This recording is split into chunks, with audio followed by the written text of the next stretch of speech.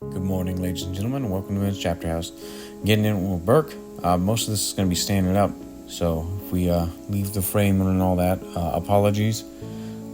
We get a little bit more movement in with the two of us when we're standing.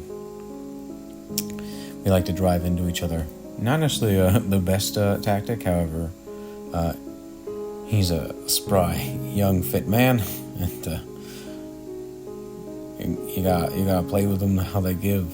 He gives good energy, so I have to give him good energy too.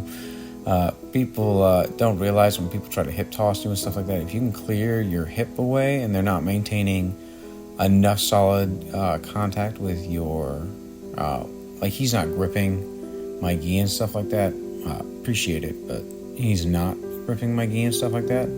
So if he was, he could have maintained that distance to my hip, but because he's not, I was able just to kind of like jump away.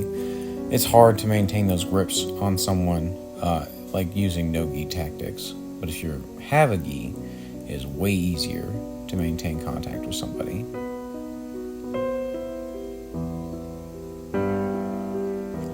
Here you can see I'm just kind of like driving into his hip and into his head. I'm trying to, and you see him, he's keeping his hips super far away. This is kind of preventing me from attacking him. I got to his back hip there because he tried to do a hip toss, and then I tried to take him down. As you can see, I am not the one who took anyone down there. We kind of stumbled over each other, and he landed up into my closed guard. Luckily for me, if he ends up past my closed guard into like a side, he can typically hold me down pretty decent.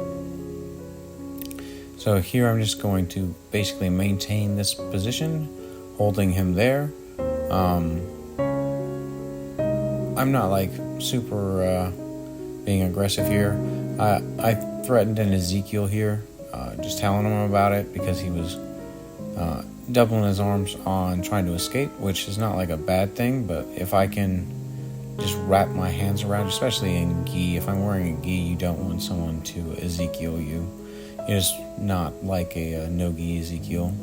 Here I'm trying to isolate an arm into one direction, and I'm going to close my legs up here in a minute after I break him down. But when I do this breakdown, I actually don't want to go for the submission. I'm just going for gaining a better position. So here I'm just going to go to his back, and I'm just going to kind of sit on it. Again, maintaining ride time. Trying to get the arms up and above and behind his head. Here I'm going to change my angle.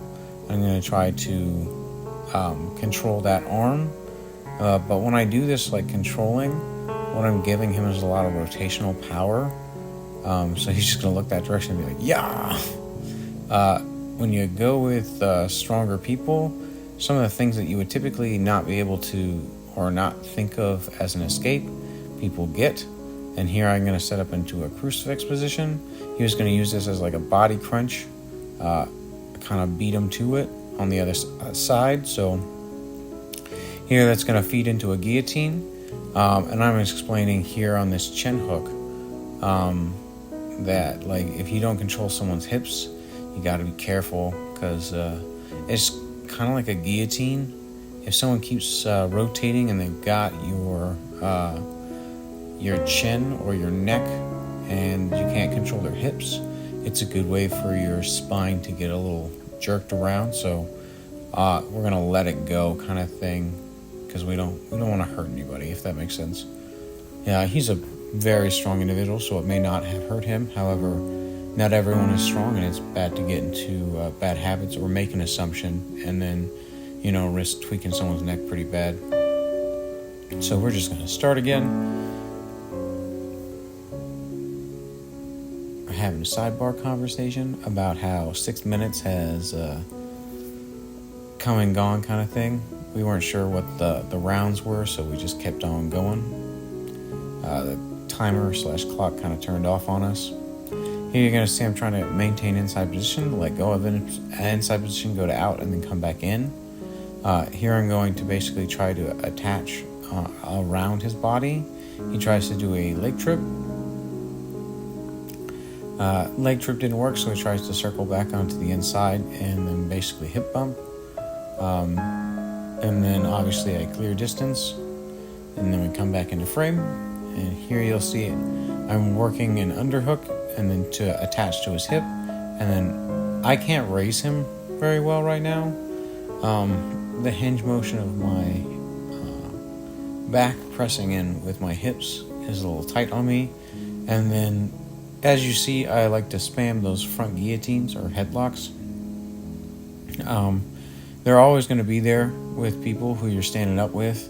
If they're doing good stand-up with you, they're going to feed back into guillotines and stuff like that because of how they're going to want to use and position their head and not get like thrown around. Here I'm using that front headlock position to basically end up back into the crucifix position, and then because I don't have a super solid crucifix position, I'm basically going to try to come up onto the top side and set up basically a back triangle. I remembered how the back triangle didn't work out last time, so I basically just stand up and circle back around. He takes my feet, but he's in a guillotine, so when you take someone down on a guillotine, it's a little dangerous to get your hips close to their hips or your head more in line unless you're driving it to the floor. I heard him like gargle, so I thought he would be fine. Typically when people gargle, they are able to still breathe, if that makes sense. I know that might sound backwards because like gargling, you're strangling them. Well, honestly, if you can gargle, that means you can still get some amount of air in. Dangerous thing to do with Burke. He could just double leg blast me to the fucking Sunday. He has more than once double legged me to the ground, so I'm not taking anything away from Burke. He's very fast. If he wanted to slam me to the ground, taking my feeties away, he probably could, especially when I did that. And then here I tried to do this takedown. However, that headlock rotation, I feel like it was more his takedown than mine, if that makes sense. I just happened to end up on top because I had too much hip freedom to come up on top, that's all. And then here, my leg is put back into like a quarter or half guard, and here I'm explaining that he should be turning back into people, so it'll give him more pressing power than going flat. When you go flat and someone's in mount, you don't have as much strength to position yourself. Now, does that change based on individual? I'm not so sure, but Burke's like super strong, so if he wanted to just kind of press me off, and even if I go for an arm bar, I might not catch it, just because it's like there's a disparity of strength there. Also probably will. So like if you have a vast disparity of strength, and you're trying to go for arm bars, you've got to make sure that those arm bars are like solidified, like your finishing mechanics are going to be there. If they're not, then you're kind of just wasting time. However, I'm pretty sure that's the end of the rule, guys. So thank you very much for watching, and I'll see you guys on the next one. All right, bye-bye.